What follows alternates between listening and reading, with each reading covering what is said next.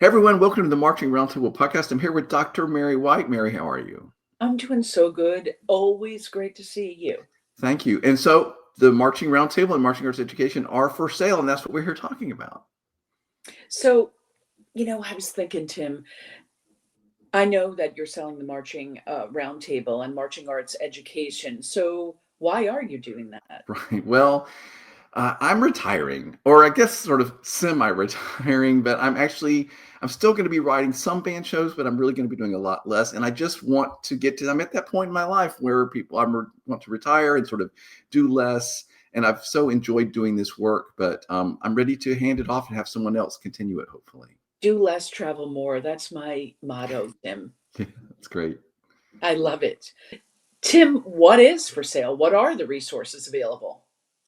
Right. So the sale includes all the assets of each site, which includes the website, the podcasts, webinars, video interviews, courses that have been created, the newsletter, and the YouTube channel. So it's all of the resources that have engaged people in all the different ways. That is so cool, Tim. So, if someone is interested, what do they do? Right. So the process is reach out to me. My email is tim@marketingroundtable.com with your ideas on a purchase value, a realistic timeline for completing the sale, and a description of what the person or their business would intend, what their plans would be for the use of the content. I ask that people send inquiries about this to me by the end of October, by October 31st of this year, 2025. And if I find the suitable buyer, hopefully, then the sale must be completed by the end of 2025 as well.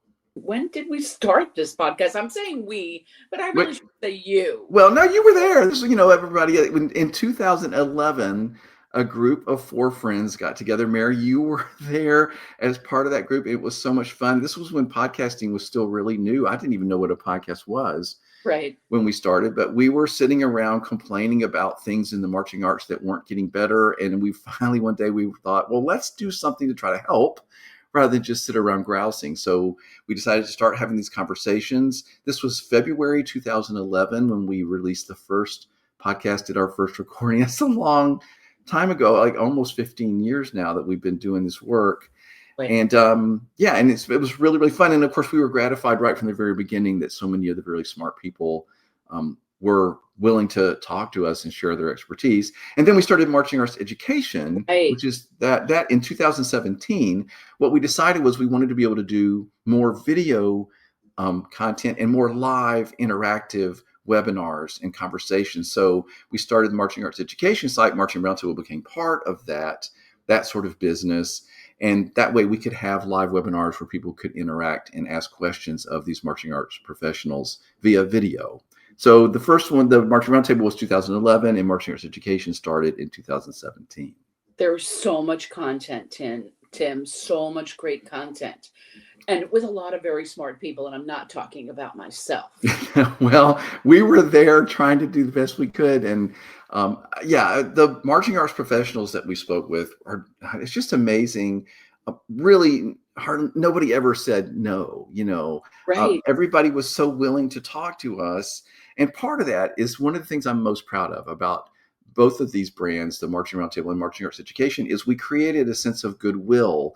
And this is probably the thing I'm most proud of for all this work is that I feel like everyone in the marching arts community and the activity understood that we were here trying to help. And so many people have said that to me. They could tell that we weren't here to try to be sensational or just, get clicks, but we were actually, it's an educational endeavor, and we were trying to actually help people do better, learn the things they needed to know. Mary, I say this all the time. When we started these things, it was sort of like you would see a group perform, and I would always sit there and think, oh man, if that staff just knew a couple things, Right. This could have been a so much better experience for their members. So we were like, well, let's try to share that. So now, after all these years, we have over 1,300 podcasts.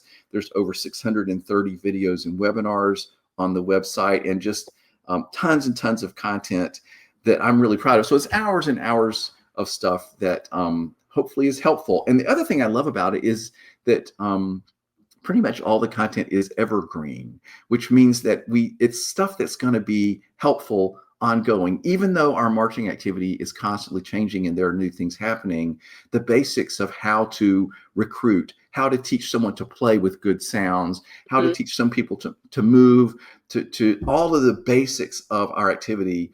The information that we've recorded over all these years, I think is going to be true well on into the future. If you're listening to Matt Harloff on the website talk about how he teaches brass players to make great sounds or coming together or breathe or have, that's not going to change. That is always going to be true. And the same, I think, for all the different topics.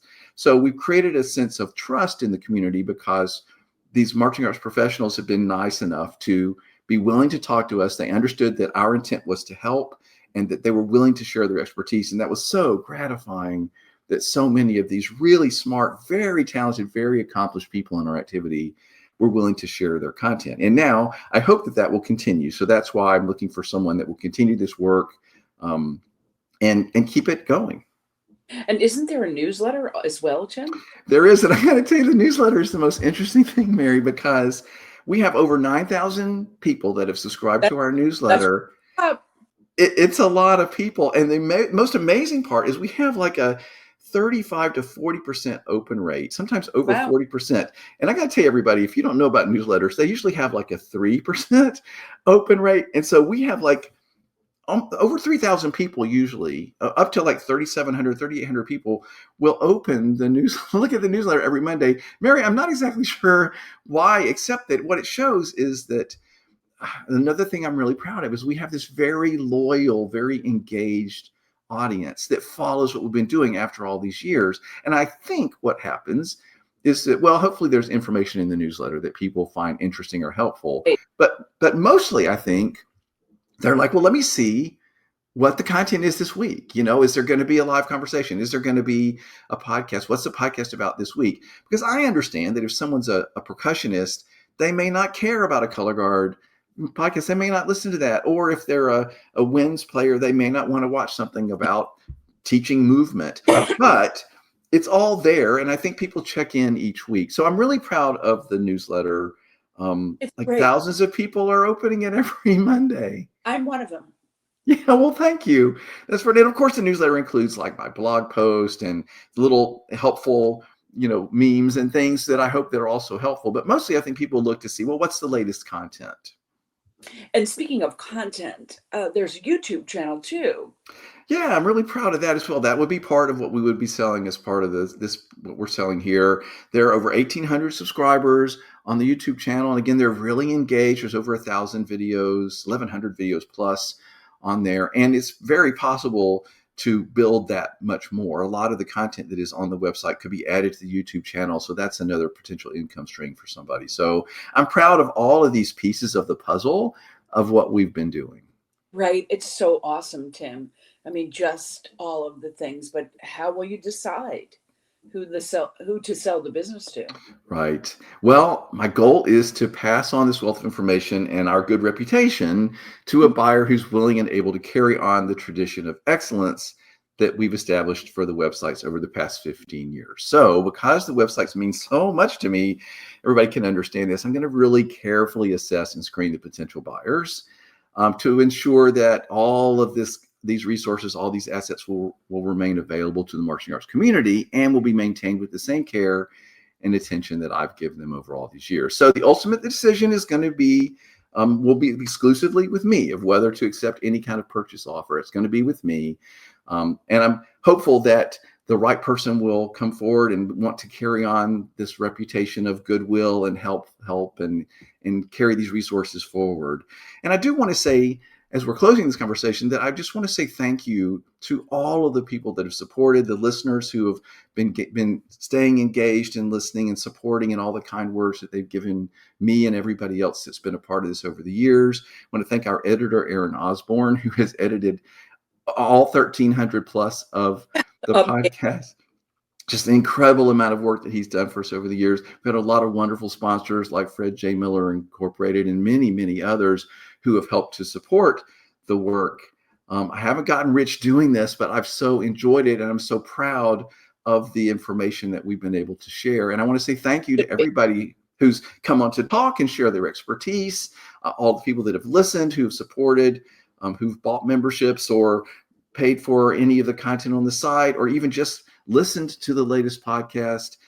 Thank you to DCI, because every summer, that's our biggest audience, is when we talk to all of those drum corps people about the shows and the great work that they're doing. So they've been wonderful. Bands of America has been wonderful. So many different groups that we've been a part of. So thank you, everybody, for the support and the love and the care and your engagement and your interest in what we've been doing over these last 15 years. I'm retiring and going to step down from doing this full time, and I'm hoping that we can find the right buyer that will carry on the reputation and the good work and the goodwill in the activity. Mary, thanks for talking to me. Anything you want to say as we close? I just want to say thank you, Tim, for building a community of marching and pageantry arts educators, as well as followers, listeners, audience members. And I think it has really been a community of people who want to make things better, not for themselves, but for kids. And I think you've been such a huge part of that. And I think many people should thank you. Oh, well, that's very kind of you to say that. It's been really a labor of love, and I've loved doing it. And I'm really excited to see if we can find someone who would like to carry this legacy forward. So thanks for talking to me, Mary. You got it.